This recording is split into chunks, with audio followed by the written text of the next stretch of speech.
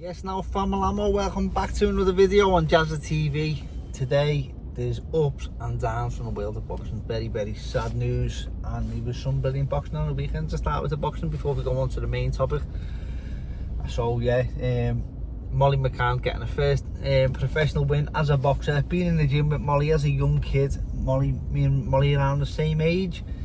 And there was no avenue for women's boxing for Molly at that time, so for her to be fighting as a professional, I don't know if the UFC was ever in a plan at that point, but to be a professional boxer would have been something that she'd love to do at that time. So she has went on and done it, no matter what anyone says to her, Molly, and no matter what anything happens in her career now, she can always say she was a professional boxer, and as a young girl it just weren't something that was possible. So congratulations to Molly on getting your first win.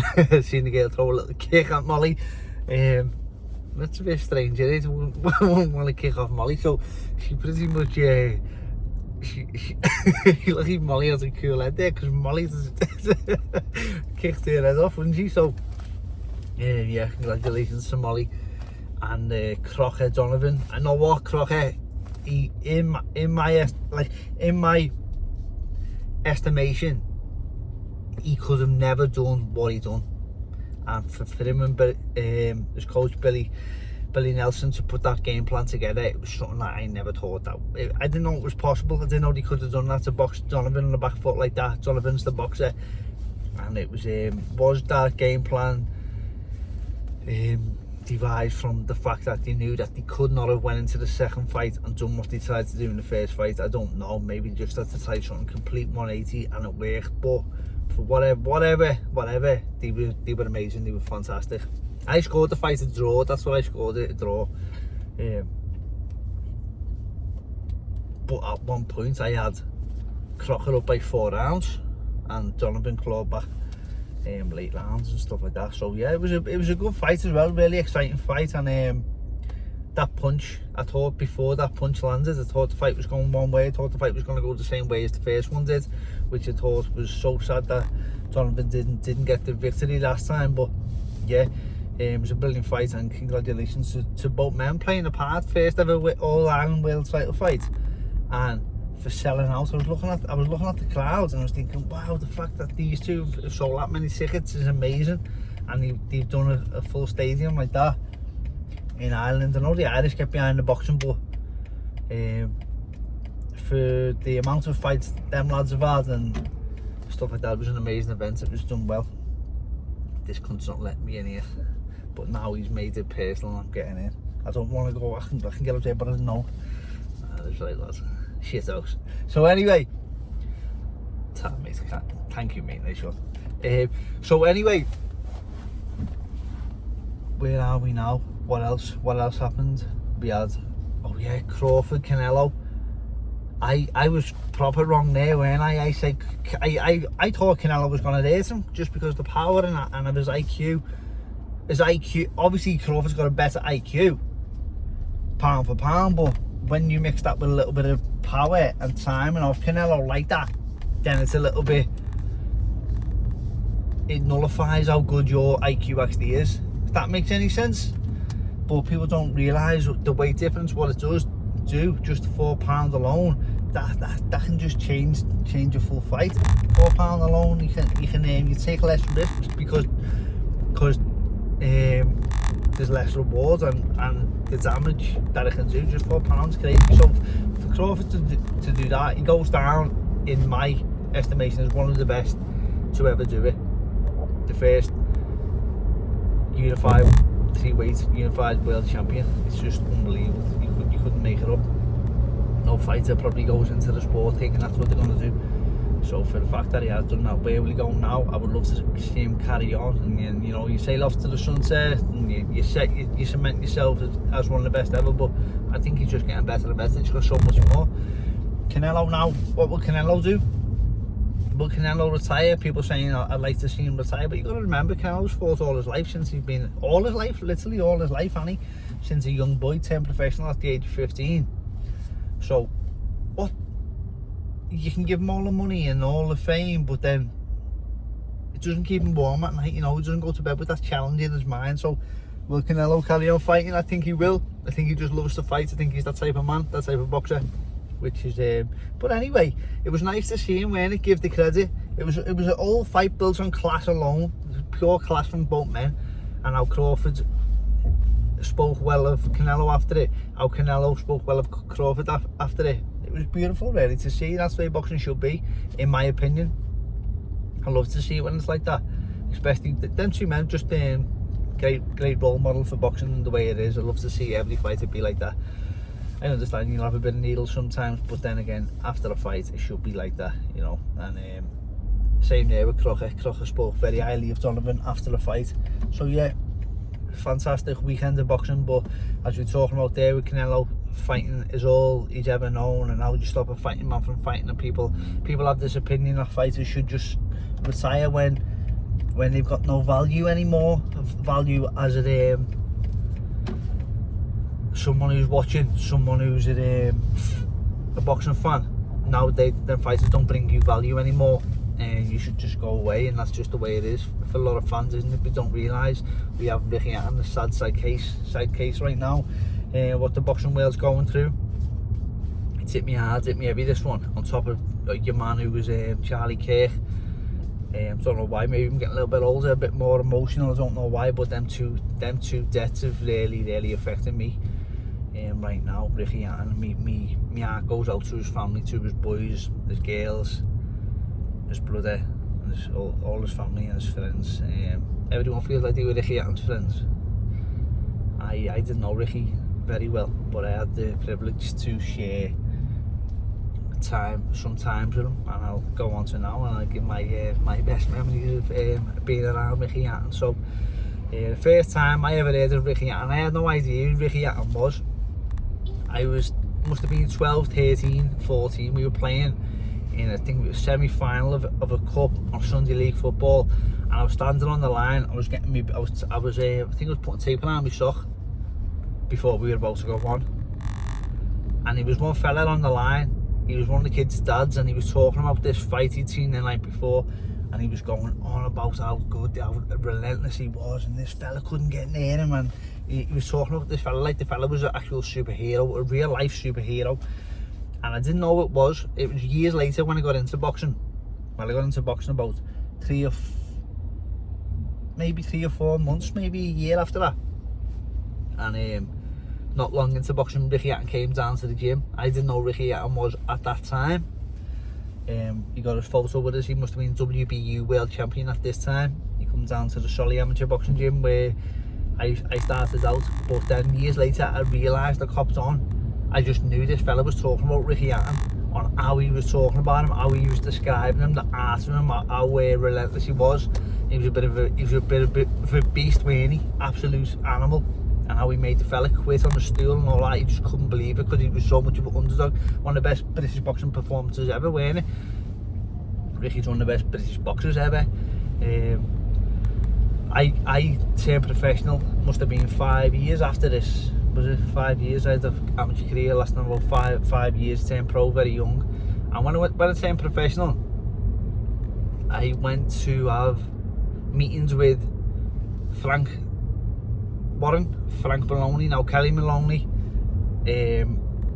Steve Woods managed me, and also I met Richard Poxon, who worked for Hatton Promotions at the time.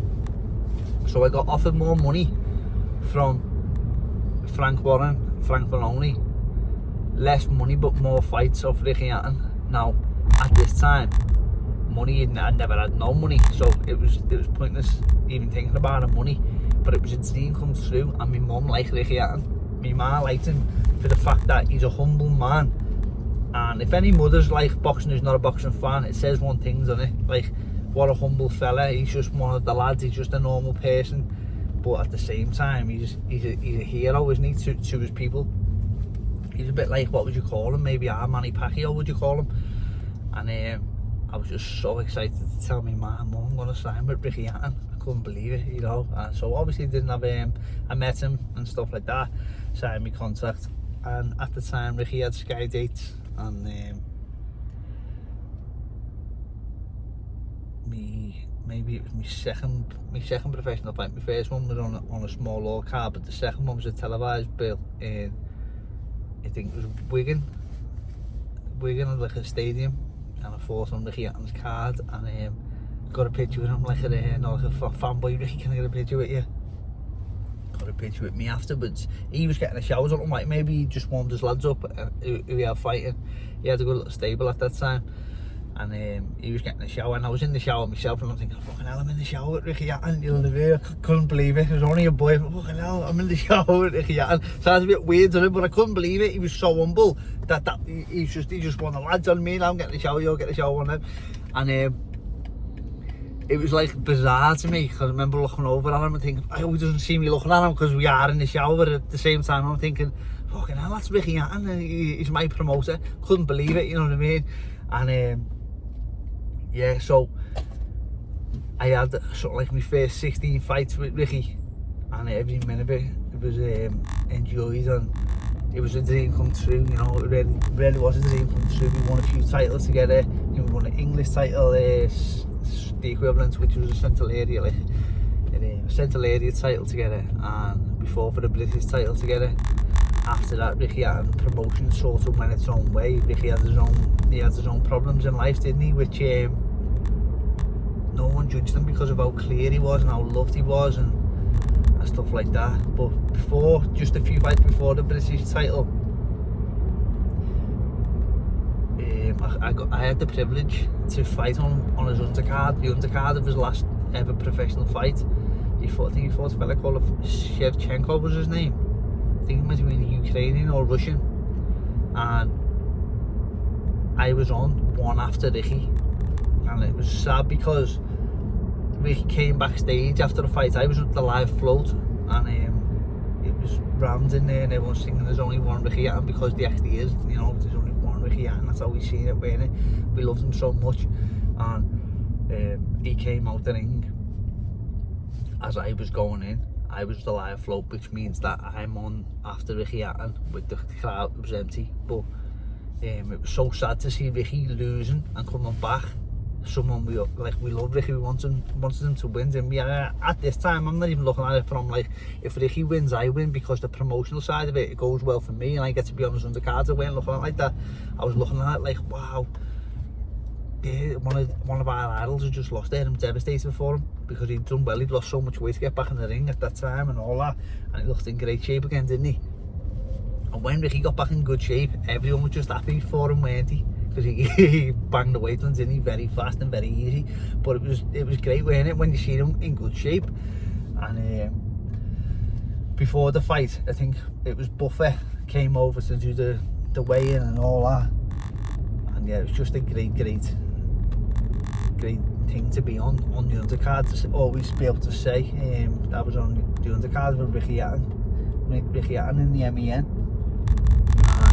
He got carried backstage. I remember looking at him when I was walking out. He was walking, and he said to me, good luck, although he just lost his fight, and he was going back to the changing rooms, and he had one man each side of him holding his arm and looking in a terrible way. I thought, what's happened to him? Is he hurt badly? But it must have just been the fact that everyone loves him so close. He had someone so close to him each side of him helping him back, you know, because you weren't like that hurt, was he? But he's like, he's a straight humble man. He's like still saying to me, good luck going out, as I'm trying to show my commiserations for his loss, if that makes sense. And we went out and fought anyway. And what was another one with Ricky coming to me head then?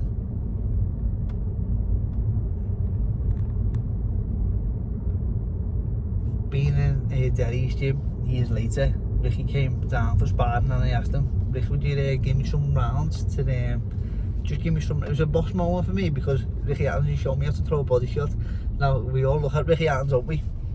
And we just think body shot right away, you know, Ricky's body shots, then body shots. He used to land naughty body shots, weren't he? And he had me showing the body shot, and after his session, his lads, he wanted to get off. I could tell he wanted to get off, and he didn't have the heart to say no, and that's what, he's just that much of a nice fella, and he could have said, no, I'm in a bit of a rush, I want to leave it. But he never, and he stayed, and he gave me about two or three rounds on the pads, and he showed me how to throw a body shot, and I'm thinking, oh my god, this is the guy that showed me how to throw a body shot. Just a lovely humble fella. Remember the first time when he fought Mayweather, I watched it with my mates, John Edo, in Chunky's house, Chunky John Edo, and anti-fouler, and before the fight, I didn't know nothing about betting. I've never been a better gambler anyway, but we went down the betting shop and I was just convinced Atom was going to beat Mayweather, and I think it was something like 20 quid. Didn't have much money anyway, but I put 20 quid on him to Atom to win. I was just so convinced that he was going to win, but to be honest, I'd never watched Mayweather either. Just loved Atom that much. And Fowler put money on, I think he put the same amount of money on Mayweather, because in his head it was like it was easy money. He watched boxing, he understood boxing more than me. He was a boxing fan, so he put money on Mayweather. And after the fight, when Atom got stopped, he was doing well, weren't he? Up until I remember my heart was proper in it. And after the fight, I remember just feeling sick, thinking, oh no, devastated. I remember Fowler pointing in my face, pointing dead close to my face, going, look at you crying, because you've lost your 20 quid. And I felt too sick in my stomach. I was too gutted to even reply. I was fucking wounded that Ricky had lost that fight. We were all gutted and wounded for him, weren't we? Same with the Pacquiao fight. But yeah, Ricky, and thank you for the memories, just the fucking legends of British boxing, and me prayers really do go out to your family, and hope that you're in a better place now. And yeah, I get it, I understand as a fighter, the place you must have been in, what it's like after boxing. It's hard, it's tough, and I get it. Obviously you lose your loved ones in bits, done it, and it will forever be the case, but I get it, I understand it. So thank you, Ricky, for the memories of British boxing. Have a nice night, family.